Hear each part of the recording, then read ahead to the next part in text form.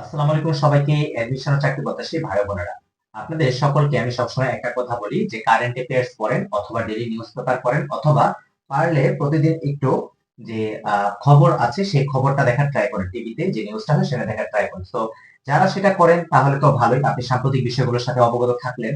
আর যারা সেটা করেন না তাদের জন্য আমার এই সাম্প্রতিক বিষয়াবলী ক্লাসটা, যে আমরা কয়েকটা তথ্য অল্প অল্প করে জানবো ইনশাল্লাহ।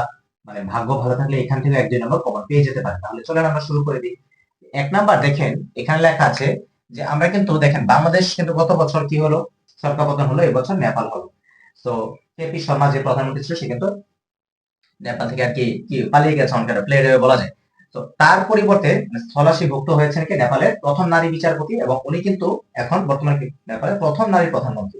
তার নাম কি সুশীলা কার্কি, যাকে সোশ্যাল মিডিয়াতে অনেকে মজা করে সুশীলা কার্কি বলতেছে। তো নেপালের প্রথম নারী প্রধানমন্ত্রীর নাম কি সুশীলা কার্কি। ওকে, এই যে জিনিসগুলো এগুলো হচ্ছে নিউজ মানে পড়ার মতো আর কি আমার কাছে লাগে, যে আমি আপনাদের সামনে নিউজ পড়তেছি, জাস্ট আপনারা একটু মেমোরাইজিং করে জিনিসগুলো মনে রাখবেন যেন একটা প্রতিযোগিতামূলক এক্সামের আগে আপনাদের সুবিধা হয় বিষয়গুলো জানতে। তারপর বর্তমানে দেশের দ্রুততম মানব, ঠিক আছে, আগের ক্লাসে কিন্তু বলেছিলাম মানবী, এবার কিন্তু বললাম কি মানব। তাহলে বর্তমানে দেশের সবচেয়ে দ্রুততম মানব কি ইমরানুর রহমান।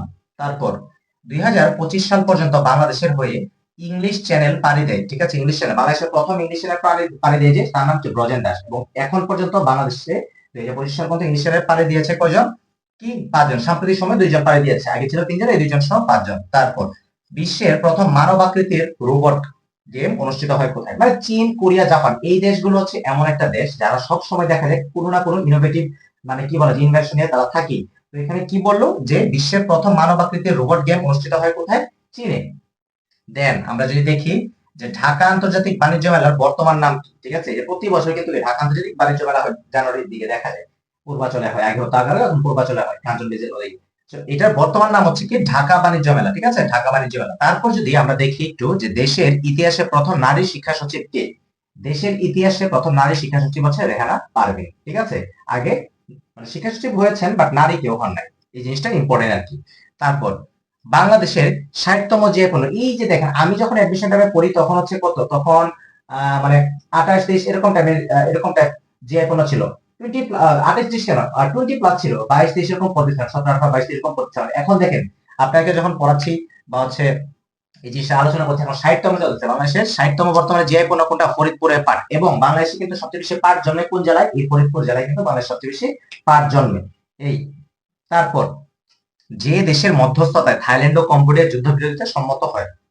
আচ্ছা, থাইল্যান্ড আর কম্বোডিয়ার দীর্ঘদিন যাবত যুদ্ধ চলতেছিল, কনফ্লিক্ট চলতেছিল, সংঘর্ষ চলতেছিল। তো এইটা যেই দেশের মাধ্যমে এটা অফ হয় বা একটা বিরতিতে তারা আসে, সেটা হচ্ছে কি মালয়েশিয়া। মালয়েশিয়া, ঠিক আছে। তারপর নতুন 100 টাকার নোটে যুক্ত করা হয় কিসের ছবি? নতুন 100 টাকার নোটে কিসের ছবি যুক্ত করা হয়? যেমন মেডিকেলে আসছিল কিন্তু, ঠিক আছে, মেডিকেলে কিন্তু আসছিল যে 100 টাকার নোটে, না 10 টাকার নোটে, 100 টাকার নোটে আসছিল, হ্যাঁ 100 টাকার নোটে কোন ছবি? আচ্ছা, মানে এবার যারা হচ্ছে ভার্সিটিতে পড়তে বা মেডিকেলে চান্স পেয়ে পড়তে হলো তাদের সময় আসছিল। তো এবার এটা আসতে পারে যে নতুন 100 টাকার নোটে কিসের ছবি? সেটা কি সুন্দরবনের ছবি, ঠিক আছে, বাংলাদেশের যে বৃহত্তম বদ্বীপ। তারপর বর্তমানে বিশ্বের শক্তিশালী মুদ্রা, বর্তমানে বিশ্ব শক্তিশালী মুদ্রা কি? কুয়েতি দিনার।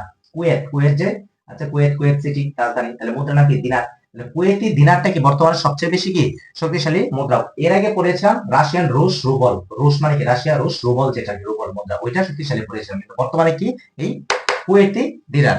তারপর সর্বশেষ যেটা, দেশে প্রথমবারের মতো পররাষ্ট্র মন্ত্রণালয় আঞ্চলিক কেন্দ্র স্থাপিত হয় কোথায়, বা আঞ্চলিক দপ্তর স্থাপিত হয় কোথায়, বা কোথায় স্থাপিত হবে? সেটা হচ্ছে চট্টগ্রামে। এই যে দেখেন এখানে 10-12টার মতো প্রশ্ন, খুবই অল্প কয়েকটা প্রশ্ন, বোর্ড ছোট, বেশি আনতে পারি না বা বেশি তথ্য লিখতে পারি না, ঠিক আছে, কালেক্ট করতে পারি বাট লিখতে পারি না ছোট বোর্ডের কারণে। বাট এর মধ্যে থেকে ইনশাল্লাহ আশা করা যায় যে কোথাও না কোথাও ইনশাল্লাহ কোথাও না কোথাও আপনি কমন পেয়ে যেতে পারেন, ঠিক আছে। এমন বলবো না যে এখান থেকে কমন পাবেন, বাট আমি কি প্রতিনিয়ত ধরেন এগুলো আপনাদের সামনে তুলে ধরবো, যেন কি মানে আমার নিজের চাকরি বাকরি বিবেচনার ক্ষেত্রে যেন এটা হেল্পফুল হয়, আপনাদের জন্য হেল্পফুল হয়, ঠিক আছে, শিখছি শিখাচ্ছি, তো সবকিছু মিলে চলছে জীবন। তো পরবর্তী কোনো ক্লাসে আবারও সকলের সাথে দেখা হচ্ছে।